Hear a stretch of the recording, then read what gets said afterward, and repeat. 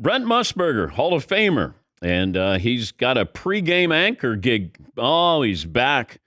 The countdown to kickoff with Brent Musburger. And every Sunday from noon till 1 Eastern on VISN, the Sports Betting Network. He joins us now. Hi, Brent. How are you? I'm good, Dan. How you been, my good? But look, are you selling all that stuff that's in front of you there at the desk? Is that what you're doing now? No. Those are just tchotchkes. I collect. Did you collect all the years that you covered sports? Any interesting memorabilia? Yeah, if you go up into a storage bin up in Montana, you can find things like Catholics versus the Convicts. That was 88, a young Notre Dame student. I think he got kicked out of school for it, Dan, but it was a big time meeting. Jimmy Johnson was coaching the Canes. Lou Holtz was coaching the Fighting Irish. And it was a meeting for the number one ranking in the country. And this young man had these T-shirts printed, and he gave it to me. It just broke me up before the game. Now, I had taped an opening to that game, but I had to redo it because the Canes and the Irish got into a fist fight in the after they left, and they changed how they came on the field after that. So, things like that, lots of great memories. There's a few. Oh, by the way, I do have from the 50s a Mickey Mantle baseball card, the tops. It's not in A1 condition, but it's in pretty good condition. I have almost the entire first set of Topps baseball cards. My mother did not throw them out. They were in the basement, and so I found them. What do you think that's worth? Well, what'd the last one sell for, Dan? It went for a good $1. I know that. A few million, right? Yeah.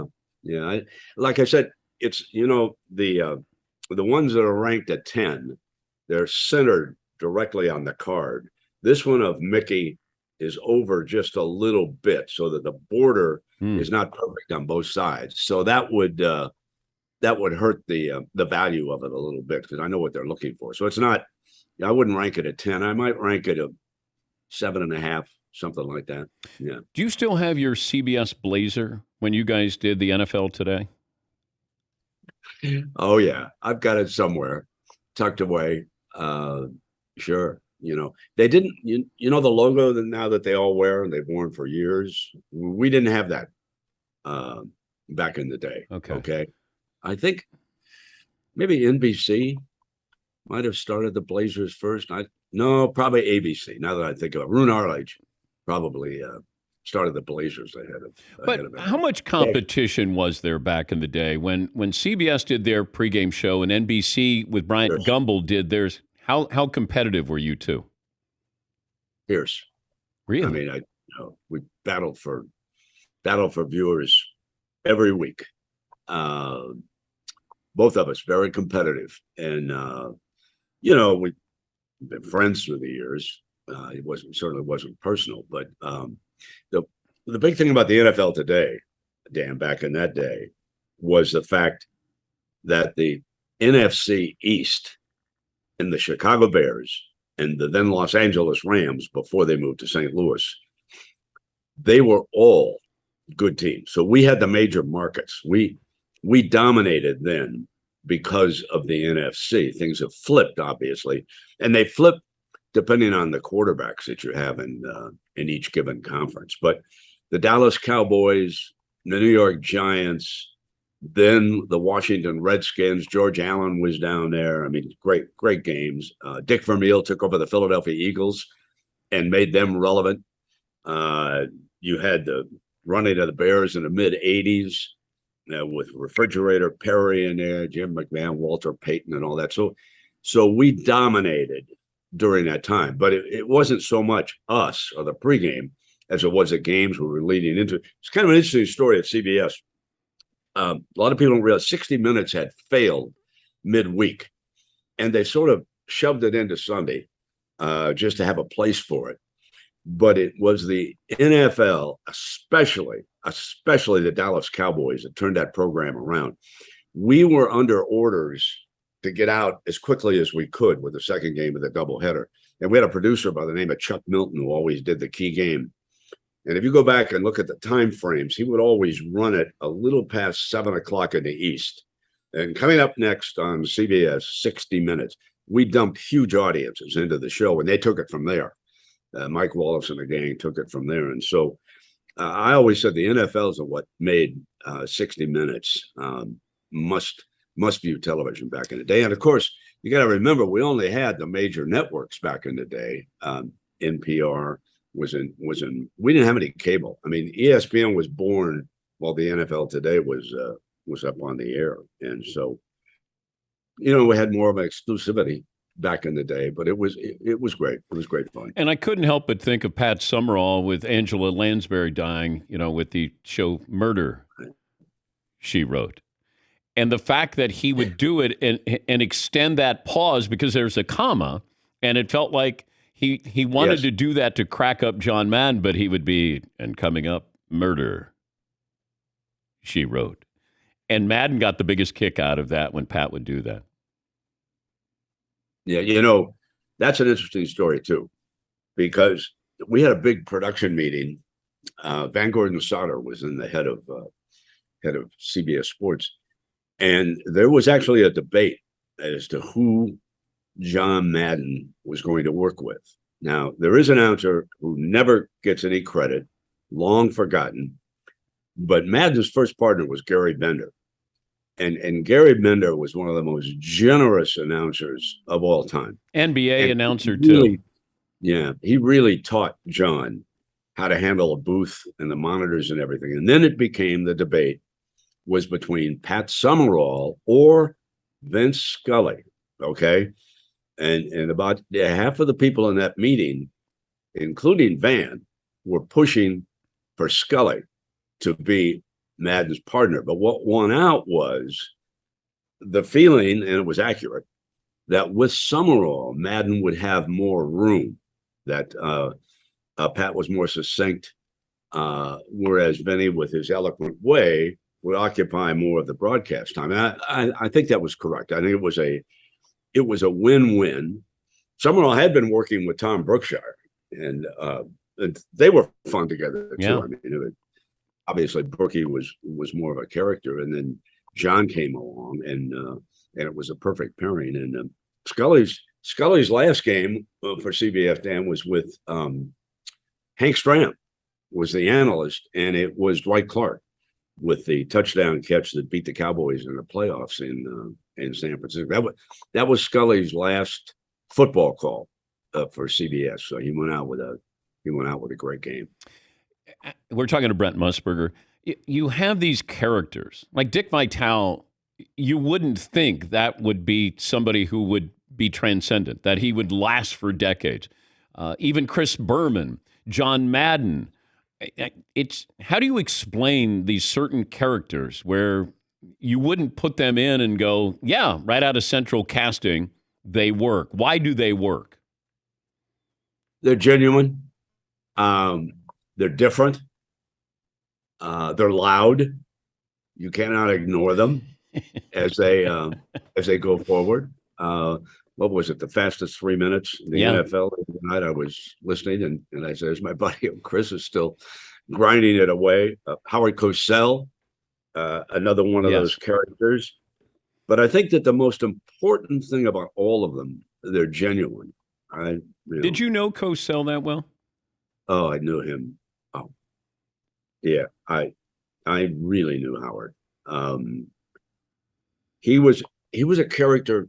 He became insufferable later, okay, to tell you the truth.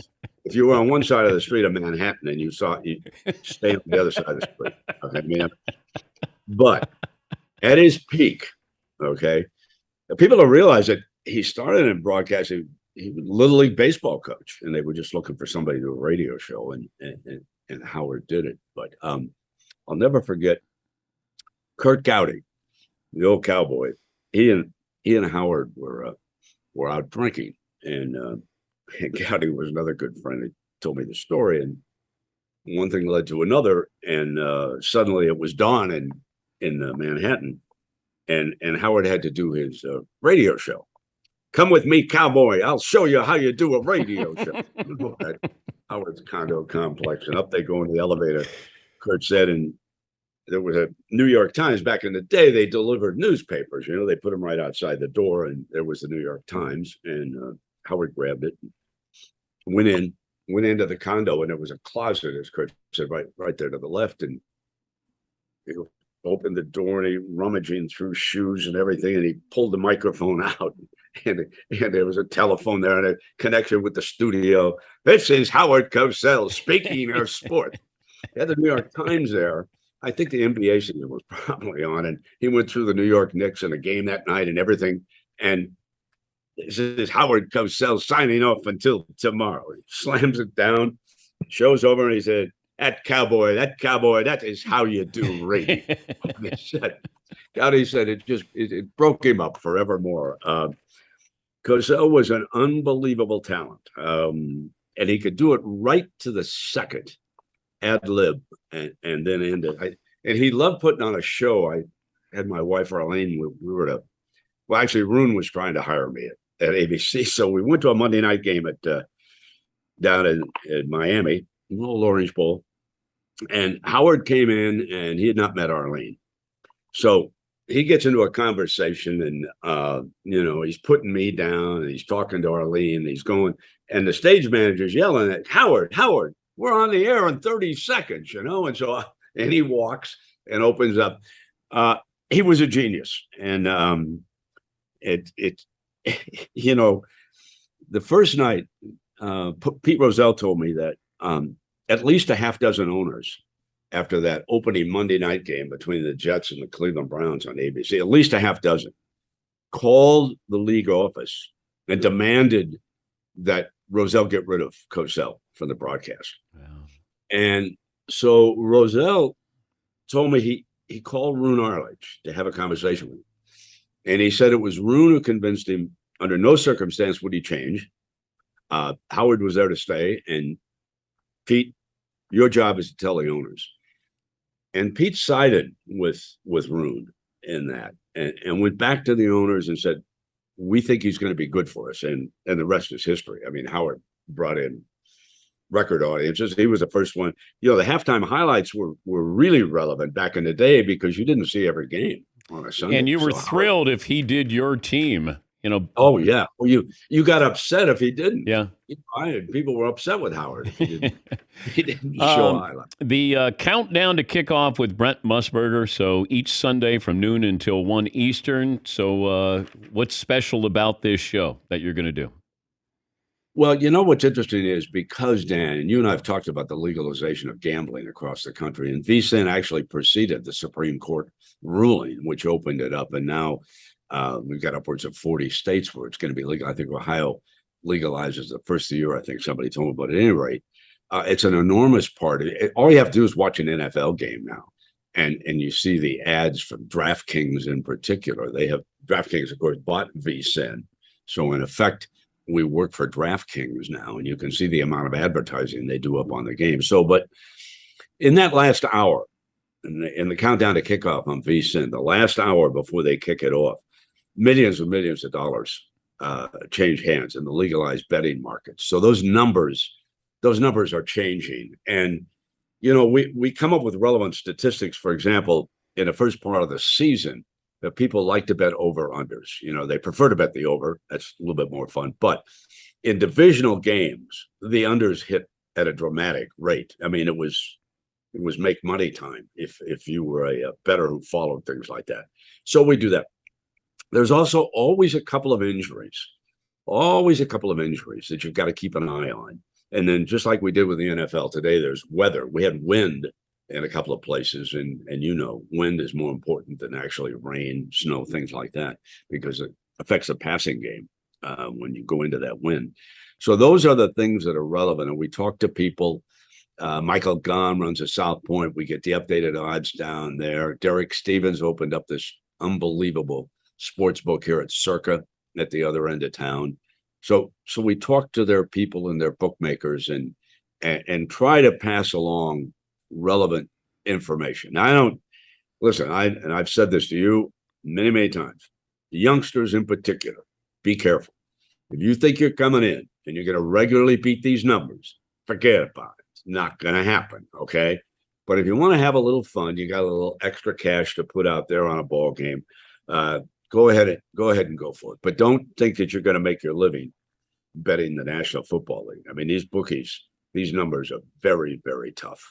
I'll leave you with this. How warm is the seat for Josh McDaniels in Vegas? Well, warmer than anybody expected. Okay. 1-4. And there were some questionable decisions. Now, I had been to one game. I went in person and watched the Denver game. Okay. And I thought he handled the sideline very, very well. I had good seats and I could watch down below. And I thought it was a very good performance. And that's the game they won. But I thought he made some strange decisions on Monday night. Now, I don't mind anybody going for two, especially when you're on the road to take the lead. But when I see 4 minutes and 30 seconds up there, I'm not sure what you gain.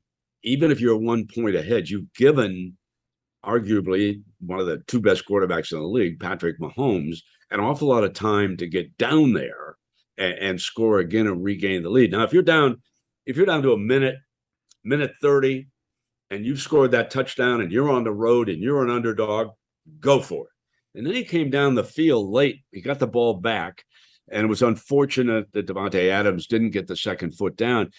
But then, Dan, they had a fourth and very, very short, and he had already gambled once going along for a touchdown in the first quarter. And he threw it deep again, and I thought, wait a minute, Josh Jacobs, am I missing something? Jacobs is having a really good night. Yeah. And they had run a play against Denver where they lined Jacobs up as the fullback and brought in a different running back at the tail. And the defensive line obviously thinks that Jacobs is coming straight ahead. And then they pitched to the rookie from Georgia, White, and he ran for an easy first down. I just thought it was strange. Now, having said that, the game that I watched in person, I was impressed. The offensive line coach, they're not good talent-wise across the line, but the offensive line coach is doing a good job. Okay, he mixes and matches, and he uses his rookie more in the second half than he does in the first. He does good. The defense needs a lot of work. This is not a contender for the Super Bowl. The schedule gets a little bit easier after this week, which is a bye week. They could climb back into a chance to get into the playoffs, but Mark Davis is very impatient. He inherited that from his father. And I know after they went 0-3, had a long meeting, kept him from the press and that. So I don't know. As far as the fan base is concerned, they're willing to give him some time, Dan. I think, but I must say, Monday night, I thought there were some strange decisions. Good luck with the show. It's always great to talk to you. Keep in touch. Thank you, Brent. Great. Keep that collection going. I will. That's Brent Musburger, Hall of Famer, and the Sports Betting Network announcing Countdown to Kickoff with Brent Musburger. That'll be every Sunday from noon until 1 Eastern.